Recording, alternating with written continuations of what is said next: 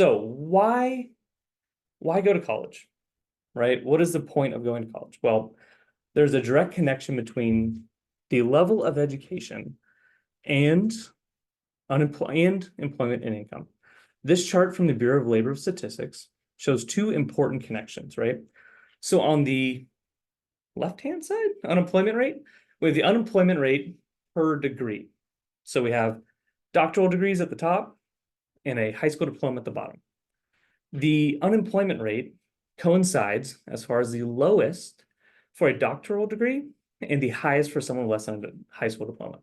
In a sense, individuals who have a doctoral degree or something higher than at least associate's degree have more opportunities for jobs and have a larger median usual weekly earnings. So this connection between employment income and unemployment rate, it's directly related to education.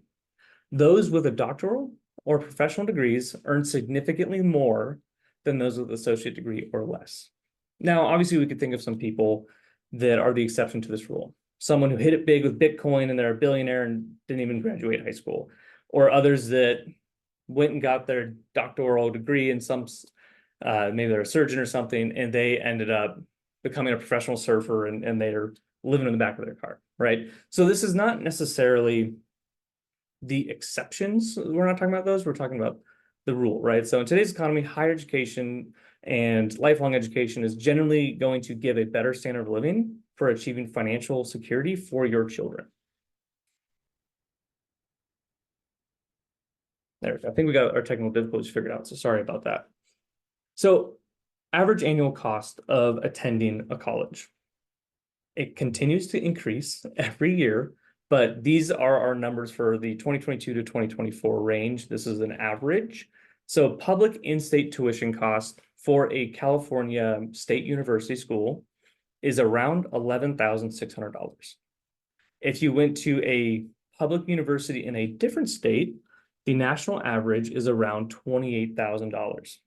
Now, private is obviously the exception. So if you go to a private school, it's going to be one of the more higher costs at $43,000.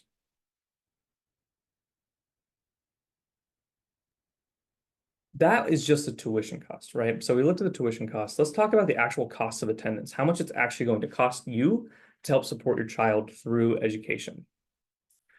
Like I mentioned, we'll take an example of a public in-state school. So we have the tuition of $11,631. That is 39% of our overall cost of attendance on a yearly basis.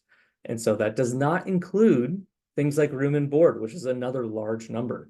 So we have close to 45 to 50% of the annual cost of attendance is going to be directly related to housing costs for your child to be housed in either a dorm, off campus, any sort of thing that is associated with going to school, even locally. Maybe they want to get the full college experience. It's still a cost that adds up.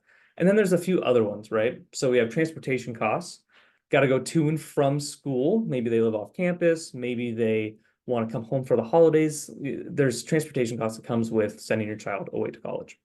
And then there's other expenses. Maybe it's an allowance. Maybe it's random things like you had to go to Target and buy all their dorm room equipment of whatever sort. And then there's books and supplies.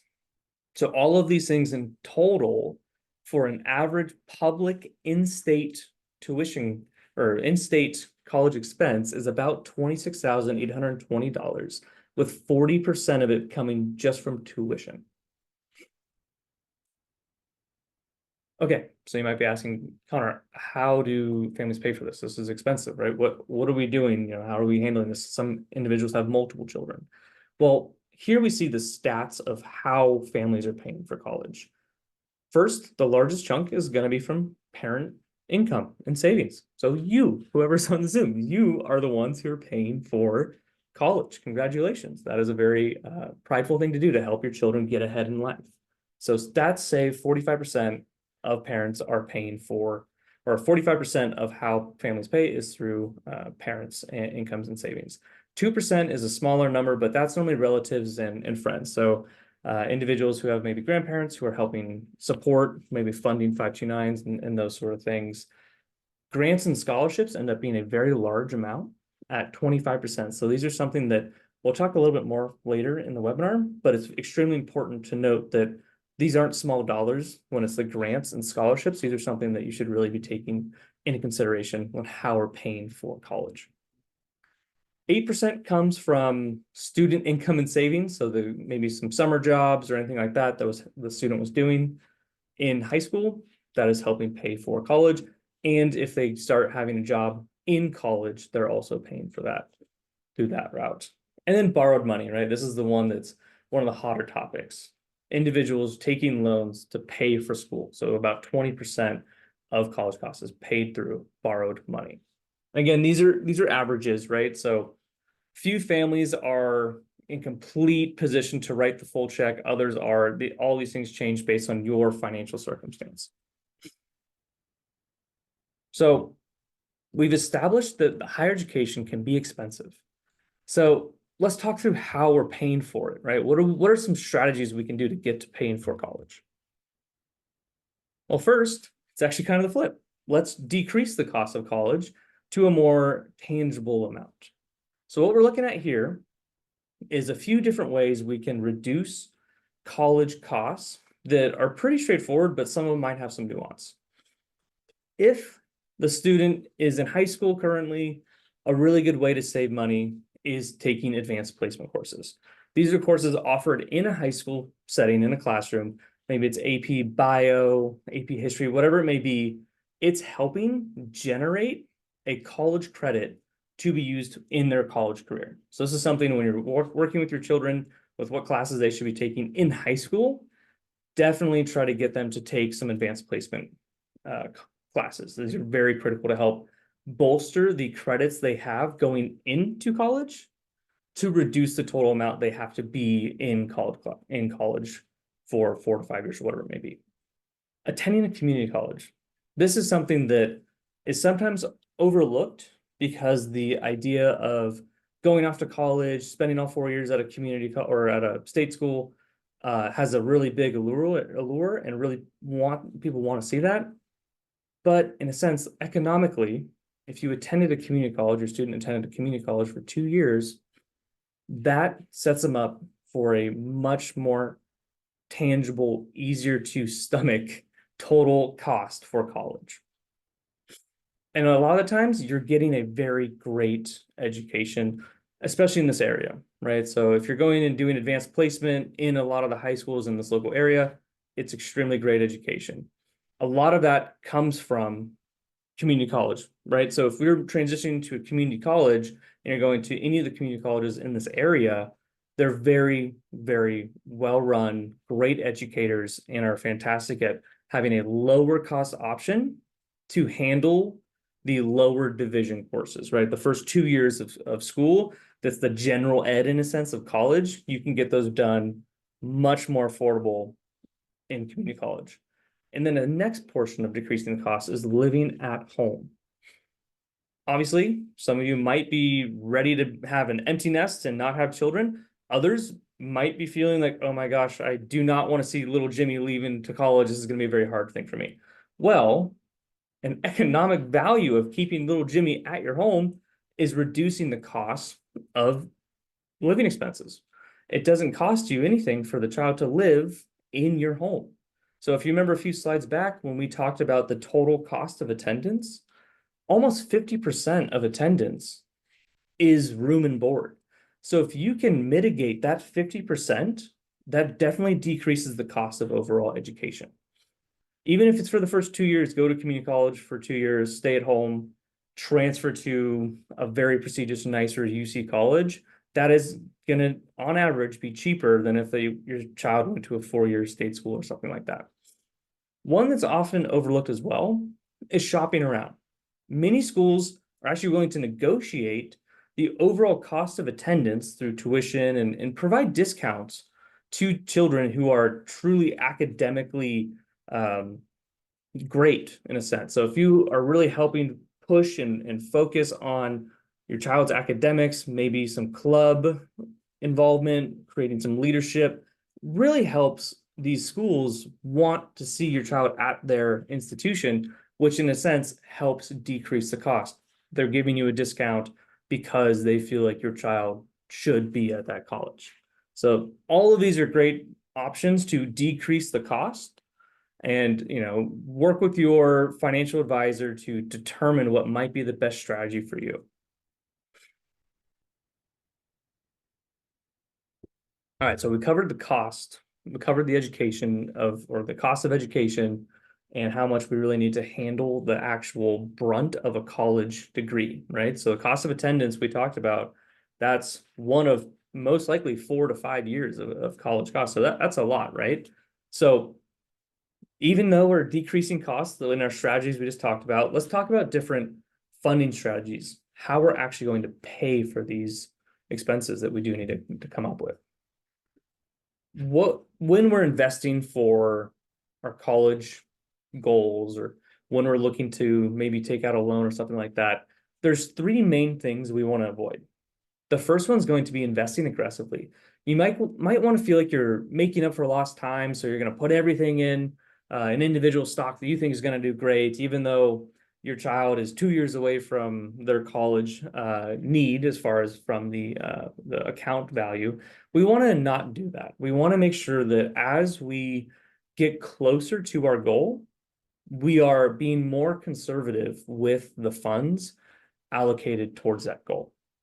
So as much as we want to maybe shoot the lights out or something like that, we want to ensure we have a diversified, conservative portfolio to then pull from, regardless of market conditions, when your child ends up going to school. You do not want to have the nest egg that you worked so hard to grow and build for your child to be extremely decreased because of some sort of market volatility that you weren't accounting for.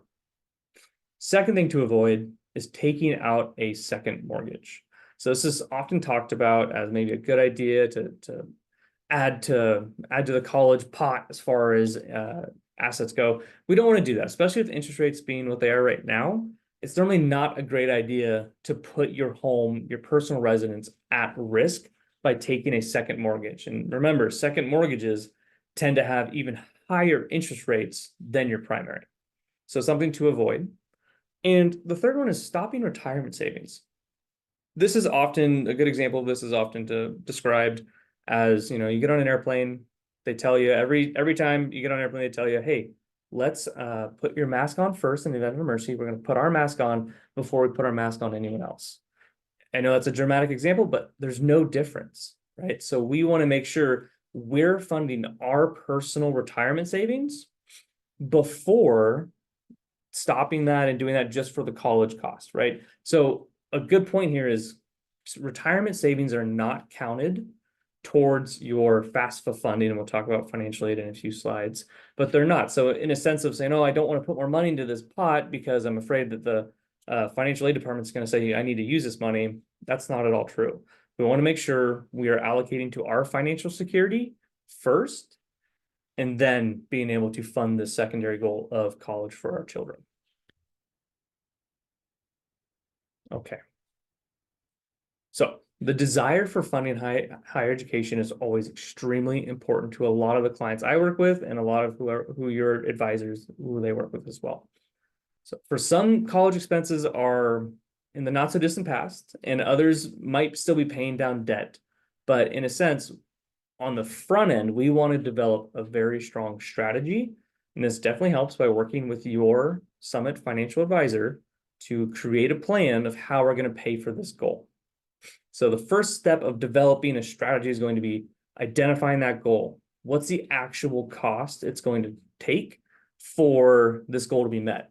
Do you feel like your children are going to be going to Stanford? Or are they going to be going to San Jose State? This is something that you want to plan for. Do you want to allocate a certain amount each year for your child's education? You say, look, if you get into Stanford, that's fantastic, but I am saving and I'm giving you $25,000 a year for your college degree, right? And then we got to take out loans or something like that. So it really starts with budgeting and understanding the goal. We also want to start as soon as possible. We want to put time on our side to make sure that we have the ability to compound our growth and to make sure we have as much clarity as possible when it comes to this goal. And another part of developing a plan, just be open about it. Invite family members to invest in the future of your children's success. So maybe it's Christmas time, instead of getting that new Lego set for your child, they're getting a $500 deposit into their 529 account from grandma and grandpa. Right? Let's get creative, because this is something that is extremely important, that we're going to reach this goal so then your children can go to college. But at the same time, we want to be extremely deliberate about it, no matter where we are in the stage, in the timeline. Okay. There are several options that we may want to consider when we're preparing for this future expense. So like I said, we want to time on our side. Well, time on our side and developing a plan of how much it's going to cost is only one part of the story. We need to understand where we're putting these dollars to work, how we're going to fund it. We have 5 different options most of the time. The first 2, they're pretty straightforward. It's going to be paying out of a savings account or certified deposit. So cash you have on hand to help pay for expenses. That's normally an easy place to reach to. There's not really any tax ramifications or anything like that, but that's a good strategy. The other one that I'll briefly hit on is mutual funds, stocks, and bonds. If I have a taxable portfolio of, a few different stocks I've chosen over the years, some bonds, this is fantastic. Maybe I've just earmarked this money to help pay for college. The only caveat I have about that is make sure when you make these sales to pay for college, you are putting money aside for the possible tax ramifications from the sale of that, right? So we just want to be very mindful of the tax consequences if we were to sell some sort of stock, bond, or something that we've held for a long time and has a large capital gain. Okay. The other 3 I want to talk about is 529s and Roth IRAs and UTMAs. First, let's talk about 529s. A 529 is definitely the most common account when it comes to college planning. A lot of people that come to our office and have questions about college planning, the first thing they say is, well, what's this 529 plan? What does this even mean? Well, a 529 plan is a tax-advantaged funding program that's, in a sense, designated specifically for funding future education expenses. So think of it as an investment account that is built in directly tied to funding your child's education. Anyone can open this 529 account. There's no income restrictions or any sort of rules of who has to be the owner or beneficiary. You're able to open the account, you are the owner, and the beneficiary will be your child. Just as I mentioned there, your parents, their grandparents can also open a 529 and have the beneficiary as your child. So there isn't any rules when it comes to that part of it. Typically, 529s have pretty high income limit or lifetime limit contribution limits. Most of them are around 350,000 or higher of how much money you can put into a 529. Now, I'll talk through a few advantages of why you would use a 529, but it's important to note right now, it isn't as simple as let's just throw as much money as we can into this 529. We don't want to overfund our 529 plan and be left with a lot of excess, and I'll explain that in a moment. But if you're the account owner, you have complete control of this account, not your child. They're not making investment decisions, and if they reach over the age of 18, it doesn't automatically go to them or anything like that. The very important point to make of a 529 versus a regular stock account or taxable account is the tax advantage growth. So if I opened a 529 for my child and I put $10,000 in it, it grew to $20,000. That $10,000 of gain, if I use that account for education expenses, is not taxed. So we get tax deferred accumulation, much like a retirement account. So we get to accumulate assets tax free. And then when we use it for education, we do not pay taxes on those dollars. So that is an absolute win, especially with individuals who are in a higher tax bracket. This helps a ton with the savings of it and getting more bang for your buck when it comes to investing for your child's goals, which is fantastic. You can use a 529 for anything from kindergarten to senior year of high school and higher education, right? So you can do any sort of education expense. I would recommend you make sure to give yourself as much time on your side as possible.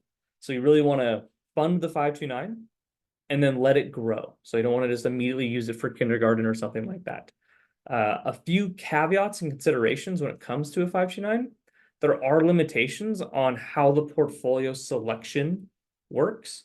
So I can't just invest everything into individual stocks or anything like that. There are different providers who provide 529s, and each has their own style of portfolio selection.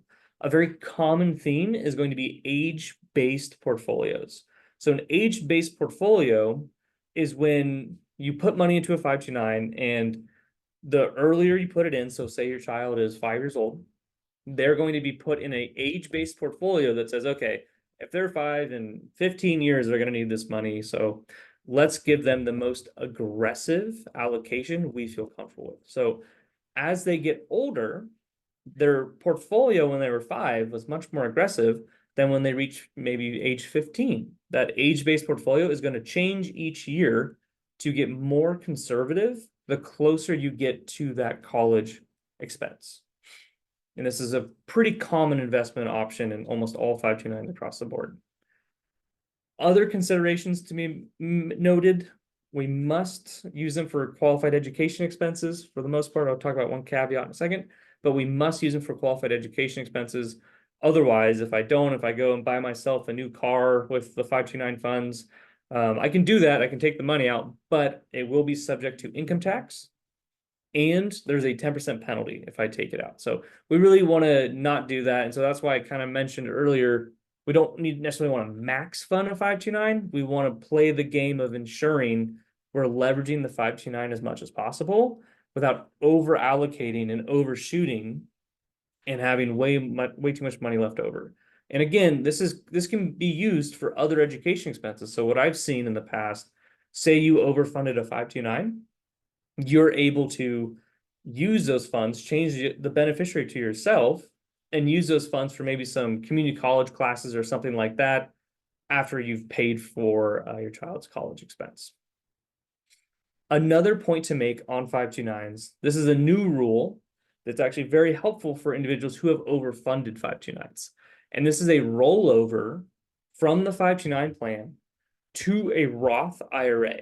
So remember, Roths, they go in taxed and they go out tax-free. So we're not paying taxes on any of the growth. So this is a really good strategy because I'm putting money that was pre-tax. I didn't pay, or sorry, money that was tax advantaged. I put money in tax advantage for my 529. I didn't use it for the education expenses. I can now take those funds and move those over to a Roth IRA for the name of my child, which is fantastic. And so there's a few caveats here. You can't just put all the money in a 529 into a Roth. There's a $35,000 total limit of how much money can go from a 529 to a Roth IRA for one person. The Roth IRA must be the same beneficiary named or in the name of the beneficiary of the 529. So you couldn't open a Roth for yourself, even if you're the owner of the 529. It'd have to be the beneficiary.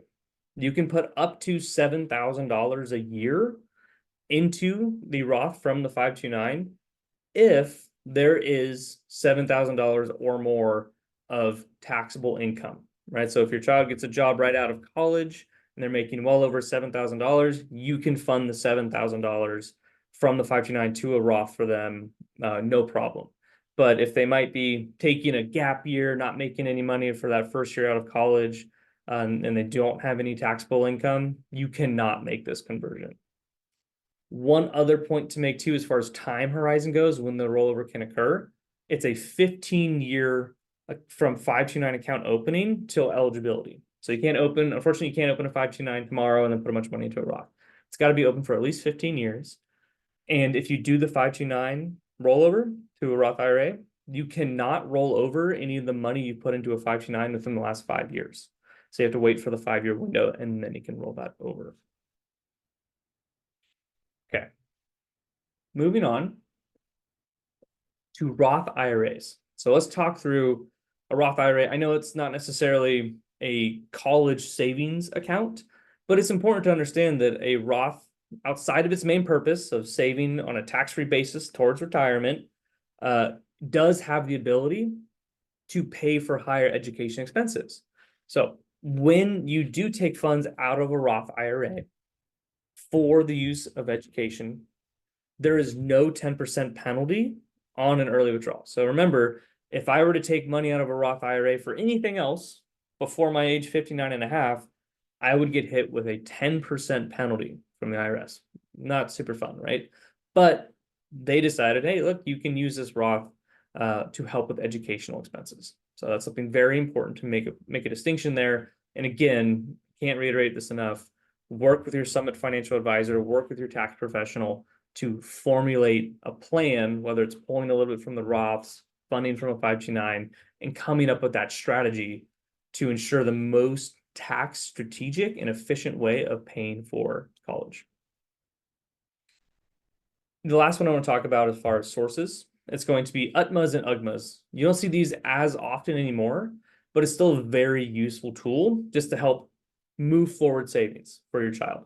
And it's a pretty straightforward situation. It's a UTMA, it's a Uniform Transfers to Minors Act, or named a UGMA, Uniform Gift to Minors Act. And these are in a sense custodial accounts for your child. So you're putting money into this account, you're helping them save towards any goal. It doesn't have to be tied to college, but at the age of majority, and this changes by state, but at the time they become an adult, regardless of how you feel, they've reached maturity or something like that, as much as you feel like they might be extremely irresponsible with the funds, these funds become theirs, right? So that's something, a caveat for the UGMAs. This is money you've set aside for them and helped grow. When they become an adult, these funds go to them. And there's no rules when it comes to what these funds can be spent towards. So if they want to go get themselves a brand new Tesla, they can do that. So it's something to be mindful of. And there's no tax benefits for paying for college expenses or anything like that. No breaks there when it comes to these accounts. All right, to break down the few different things to consider with the different funding options we talked about, the biggest ones are going to be control. So when looking at the different options, who should have the control in this account? And is it who controls it now? Who can possibly control it in the future? Is it you? Is it the child? Who is actually controlling this investment? Student and family circumstances, right? There are things to be really considered there. You might be trying to figure out all these different funding options, and then your child is an absolute amazing track star and gets a full ride scholarship, right? These are things that, as silly as it sounds, you really want to consider all of the different family dynamics to ensure you're properly funding these goals. Investment options. Some of these, like the 529s, have limited architecture when it comes to funding and investing. So you need to weigh that with how you're going to invest these dollars when picking the different options. And then flexibility. Who can actually contribute to the account? How much? For what purpose? Well, these are all things that you need to consider when looking at the funding options. Estate planning. Some of these accounts, they're not in your name anymore. That goes out of your estate. While others, it's still your asset and it's still part of your estate plan. And when you pass away, that could be the difference of having an estate tax and not. Contribution amounts, that's also important, right? We talked about there are some possible limits, especially on the Roth IRA side. And then taxes. Let's make sure we're not overpaying our fair share of taxes. Let's ensure when we do take distributions, they're for qualified education expenses. And we're being mindful of any sort of tax ramifications from non-qualified dollars. Great. All right. So let's talk through in a few slides financial aid. So to preface this, us here at Summit, we are not the absolute experts of financial aid like guidance counselors and community college counselors and the individuals who live and breathe in the financial aid space. But we're definitely enough to be dangerous. We know enough to be dangerous, and we can definitely help you navigate this somewhat confusing landscape, in a sense, of how to pay for college with financial aid. On the screen here, you should see some different loan programs. So these are the most common ones we would see that are federal student loan programs brought to you by the U.S. Department of Education. The first one, the most common one, is going to be the direct subsidized loan. So subsidized means the interest that is being put on this loan is deferred until your child graduates college. So if it's a five, like in the example here, if it's a 5.5% interest rate, it does not accrue any interest until they graduate college. So this is something that is very helpful when it comes to having to take out loans for your undergrad. And this loan is in the name of your child. This is a loan they're taking out. There's smaller limits, so $3,500 to $5,500 is around the annual loan limit for a subsidized loan. And then if you look at the unsubsidized loan counterpart, this one, as a unsubsidized loan, accrues interest starting day one. So you want to be mindful of that. So we want to make sure we're using the subsidized loan, and everything moving forward is unsubsidized. So we got to be careful of that. Interest rates for undergrads are about the same as a subsidized loan, but again, it starts early. This limit is higher. So 6,000 to 20,500 is the rough limit. It depends on different schools, but that is our rough limit for how much loan, in a sense, your child could borrow each year. The next one, this is on you, right? This is on the parents. This is a direct plus loan. This is something that you take out in your name, you are in charge of. The interest rate is a little higher, but the annual loan amount is its cost of attendance, right? So it's minus any of the financial aid that is received. You can pay for the rest of it with a direct plus loan. And then the last on the screen is the same exact architecture as a direct plus loan for you, but it's for graduate students. They can take it out themselves. Okay. Other types of financial aid. We talked a little bit about this, but let's talk through it a little bit in more detail. Within the US federal government, there's multiple different types of financial aid given to you. Grants and scholarships, that's something that is definitely important and really should be taken a look at. There are possible grants and scholarships to be taken from the US federal government. They'll do Pell Grants, these sort of things. Loans, like we talked about a second ago. Work study, that's something that you don't often see, but it's actually really helpful. If your child works on campus, in the dining commons or whatever, through the work study program, they're then able to get some type of financial aid. Maybe it's a little bit of grant money or something like that through the US government. There are some tax credits and deductions. That's out of the scope of this class, but that is something that is definitely worth considering. States also have state-specific grants and scholarships. California has a few. Colleges themselves also have grants and scholarships. So when applying, ensure you know what that college provides as far as grants and scholarships, and ensure you're talking with their admissions department to see what is available. Maybe you have to apply for it. Maybe it's just given directly. Something definitely important to look at. Nonprofits and private organizations. This is something that is often overlooked in a sense, because a lot of children can, in high school even, can start sending off essays to nonprofits and private organizations to receive grant money, scholarship money without any strings attached. So it's not a loan or anything. So that's something to definitely utilize when looking at college funding and sources of financial aid. And then the other one that the most common is going to be using a private loan, right? So you might have higher interest rates, but you're able to use a banking relationship, a credit union you have to help provide for the cost of education. This slide, I don't want to go too in the weeds here, but I think it's important for us to talk through the different, how you understand the differences of financial aid eligibility. So what the US government is looking at, the US Department of Education is taking a look at when determining the financial aid eligibility of each year is the total college cost minus the student aid index, which we'll break down right now. That gives you the financial aid eligibility. So how we calculate the student aid index is a combination of parents' income and assets and students' income and assets. So for the parent side, 22 to 47%, this is all based on tax brackets and college, of which college you attend, but 22 to 47% of their annual income plus up to 5.64% of their non-retirement assets, so not retirement assets, is combined, and that gives you a number, plus 50% of the income above a student's $9,400 buffer, I would say. So if your student is making over $9,400, any dollar over that, 50% of that dollar, so 50 cents, is included in this calculation. And 20% of all of their assets is included in this. So you combine the parents and the students to give you the total student aid index, which then is backtracked out of the total cost of college each year to then see what the financial aid eligibility amount is. So I know that's a little bit in the weeds, but I do feel like it's helpful when we're taking a look at what we're actually going to be receiving and when you are filling out FAFSA and those sort of things. A few points to make on some changes to the financial aid rules for the 2024-2025 school year and moving forward. I'll start with the positives because that's always fun.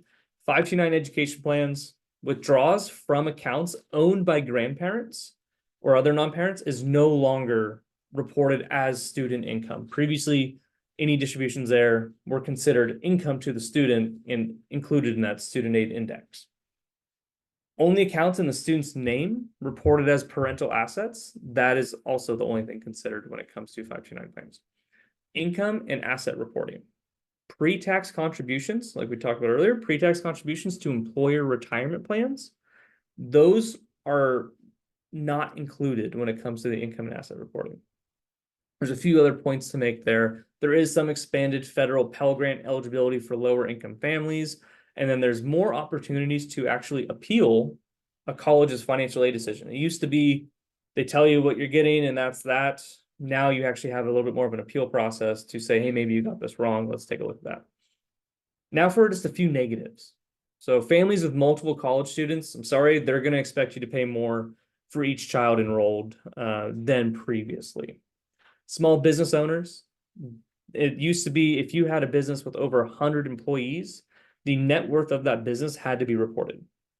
Now it's any small business, regardless of size of employers, something like that. So that can definitely factor into your financial aid. Divorced or separated parents, parents providing the most financial support to the student have to apply. So there used to be a very niche strategy where the adult parent who is divorced and doesn't make as much money as the other parent who is truly paying for the college expense, they would then apply for financial aid, get all the eligibility of all sorts of different grants and these sort of things. And even though the other parent who's paying for all the education has more of a net worth, they felt like people were taking advantage of that, even though it's very, very specific. Residents of high tax states like us here in California, there's actually no income reduction for state taxes paid like it used to. So they used to reduce that. Now they're saying that doesn't count. So that's definitely not super great. But a lot of the financial aid rules have increased aid, which is helpful. And then the change of the 529 rollover to being able to move it into a Roth IRA is actually extremely helpful. So we're moving in the right direction, but there are some things that will decrease aid. On the slide here, I put together just a little list of what I think are helpful planning websites. So we have the financial aid websites like FAFSA.gov, studentaid.gov, even the IRS.gov has some publications that are helpful. So that is all very great. Please, if you see anything on here and you didn't get to write it down, email me or email your Summit Financial Advisor and we'll get you the information to you. Another point to make, collegesavings.org. That's something that's really helpful to see the benefits and uses of a 529 plan. Grants and scholarships. This is one that I get a lot of questions of. Where do I even go to find these things? Well, here's a few different websites you could go to. Petersons.com is great. GoingMary.com is great. FinAid.org is also helpful. So these are all different tools as you're structuring for your children's college. Okay.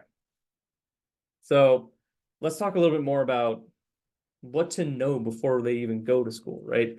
What are a few building blocks of financial planning that we can instill in our children to make sure they're getting a good education and they're not stressed about the actual financial budgeting and understanding of personal finances, right? We want them to be focused, good students, not worried about how they're going to pay their roommate rent and all sorts of things. So the first point I want to make is credit card strategies. Adding your child to a credit card as an authorized user, that will help build their credit and will help get them out of a pinch if needed.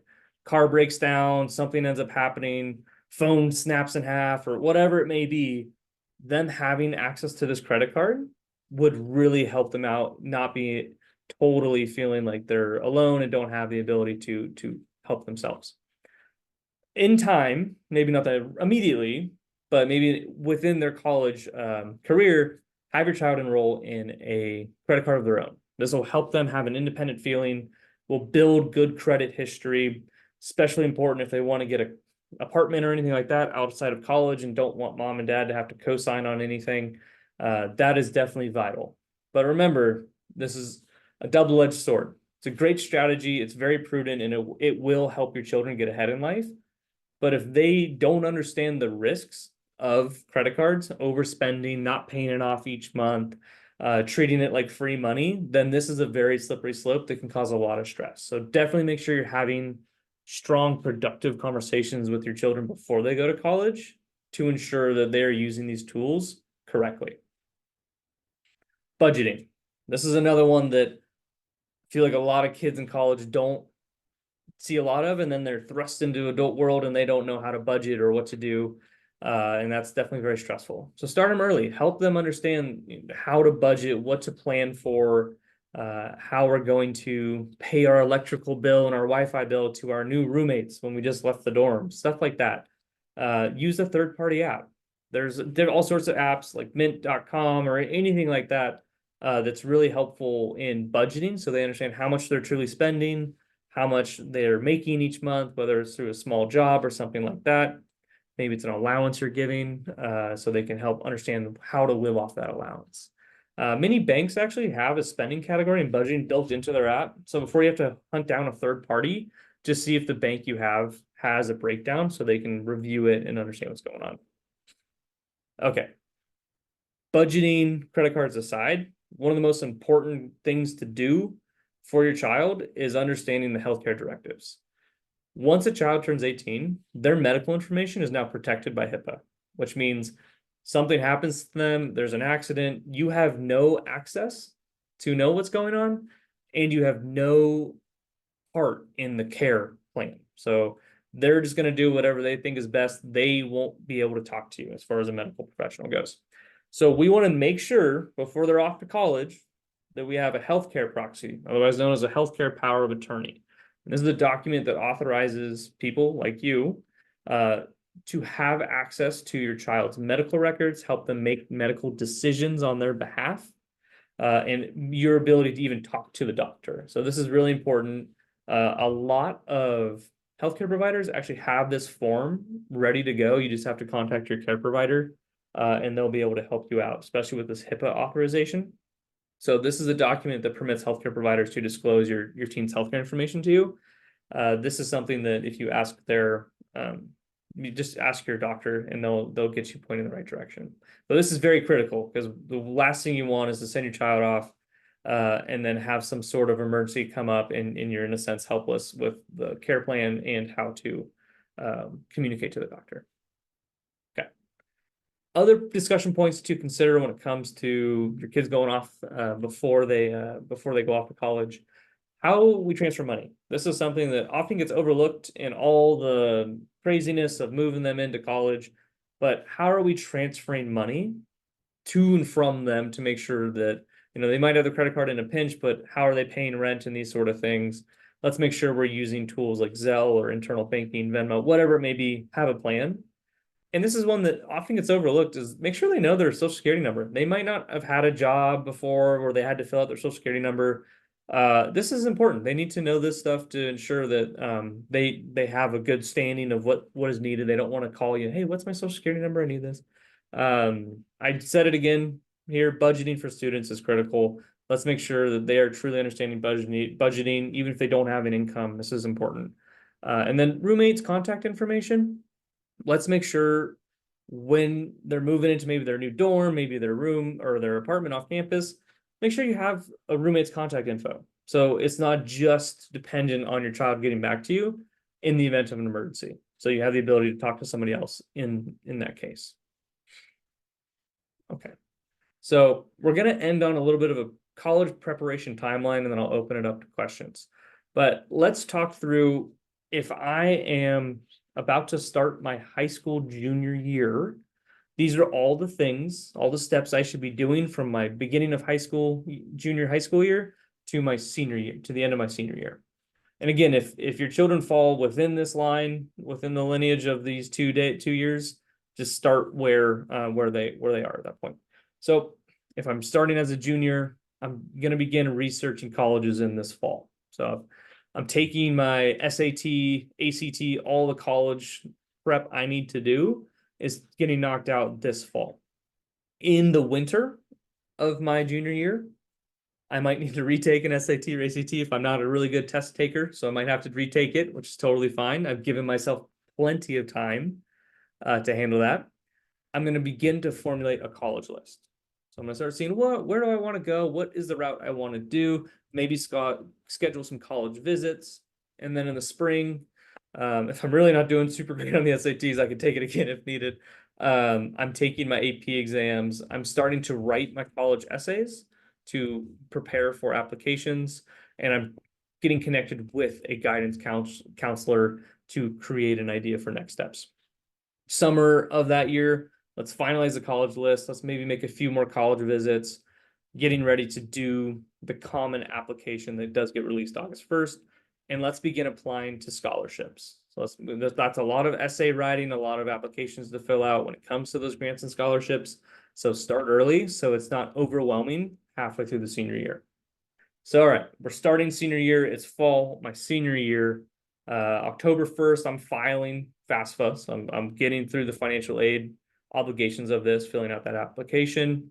November 1st, that's the apply early decision, early action point. So if I wanted to apply early and get an early consideration for a college I'm interested in, you would do that then. You normally hear back December, February, so winter, consider early decision acceptances if you did get a few or your child got a few.